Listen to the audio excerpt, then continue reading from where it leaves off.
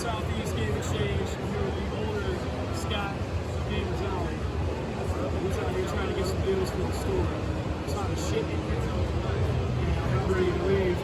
Are you actually about to leave? No, not yet. Block is hot out here, Steven. Block is hot.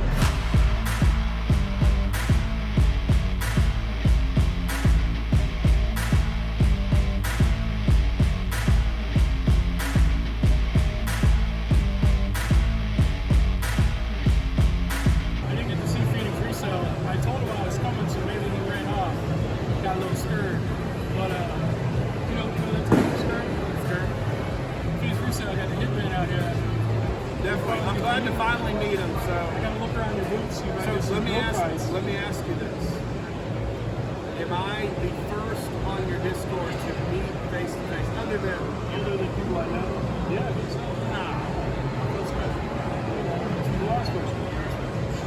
What up, peeps? It's your boy Heckin Steve. Welcome back to the channel, and today I want to talk to you about my recent pickups over at the Southeast Game Exchange. Now, this is the first time that I ever went to a video game convention in general, and I went on Sunday.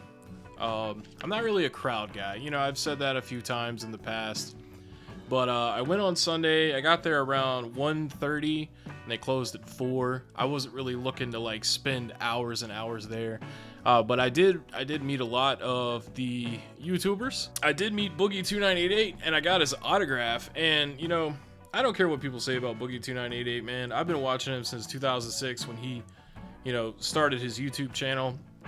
I think he's hilarious.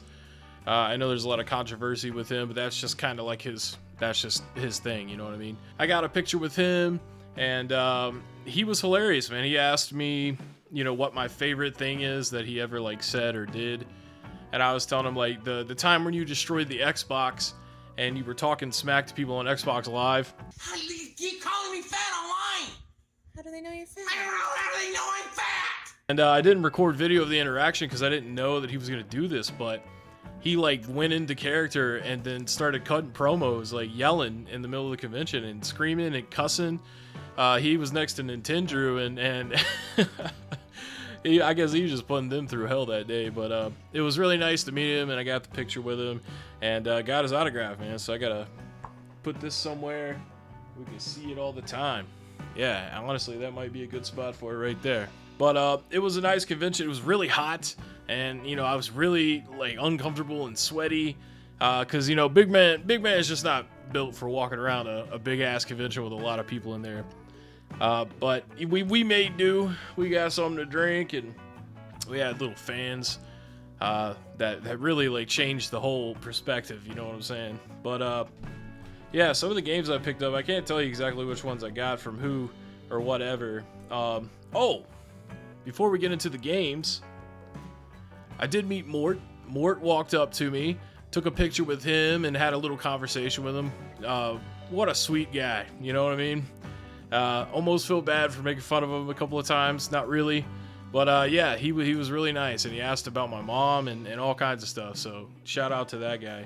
And then actually, when I first walked in, Dan from JRPG Life was already filming and just like came up to me and was like, look who it is. So I might actually be in one of his videos unless he edits me out, which you know, that might happen.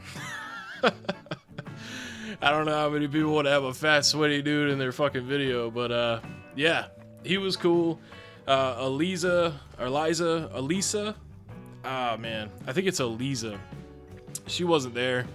They had a cat pass away recently, and you know, that sucks. You know, I love kitties, and I feel bad for them. But all in all, I was glad that I went. It was a fun experience, and yeah, got a couple of things. Now, I wasn't balling on a super budget at this thing. These coasters, actually, we walked up on this booth, and this guy had so many different coasters from different franchises, games, media franchises. I ended up getting the Squirtle and the Bulbasaur, and my girlfriend got some Nightmare Before Christmas ones, but they were really sweet, man.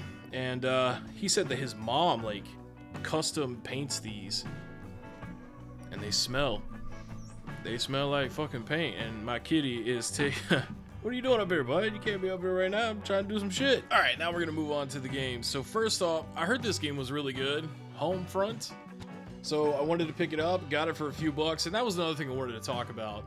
The pricing at the convention really wasn't as bad as you think it would be. Only slightly above price charting. And for the most part, every game was like in pretty decent condition. But yeah, I've heard this has a really good story to it, so I wanted to pick it up and give it a try. This next game I've been playing on the Wii U, but it's Black Flag, Assassin's Creed.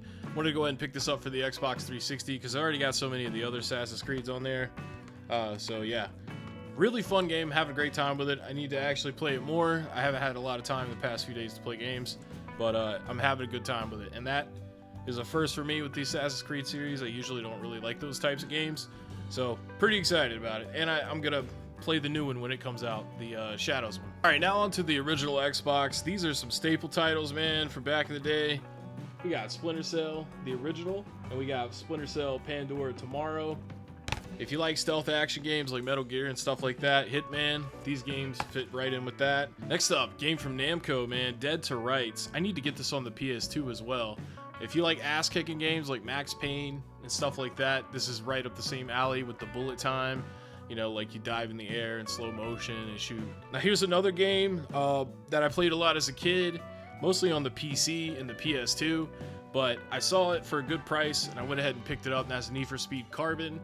It is CIB, so I will definitely be playing this whenever I get my original Xbox, because I'm going to get one. That's like a definite at some point, but I do have it on the PS2 as well, so if I get the itch to play it before then, I could always do that. Alright, I only had 2 more games that I bought at the convention.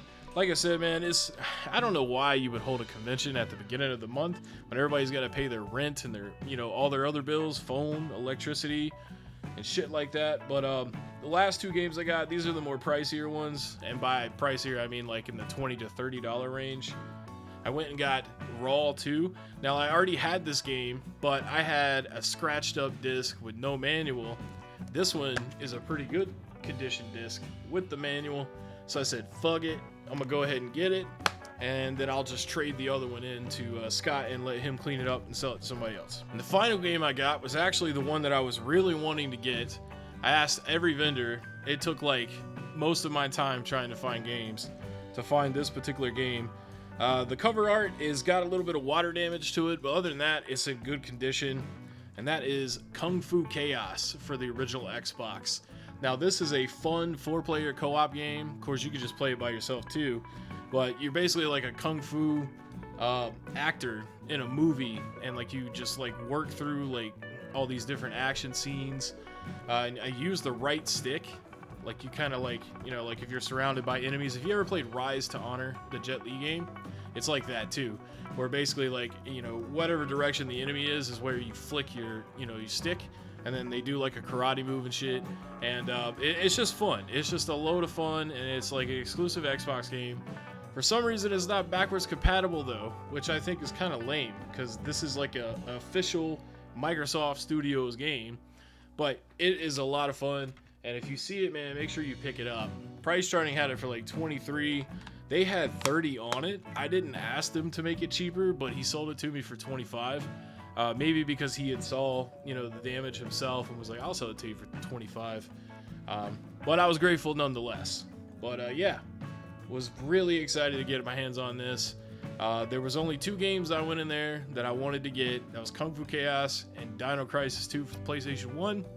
Did not find Dino Crisis 2, but I did find Kung Fu Chaos. So this is a personal grail for me. And that's everything I got, man. I'll probably go back next year. Hopefully I'll get to meet some more YouTubers that I haven't met yet.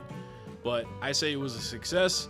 And it wore me out for sure, man. It was like a 90-minute drive there and a 90-minute drive back. But had a lot of fun. Definitely would do it again. And that's all I got for you today.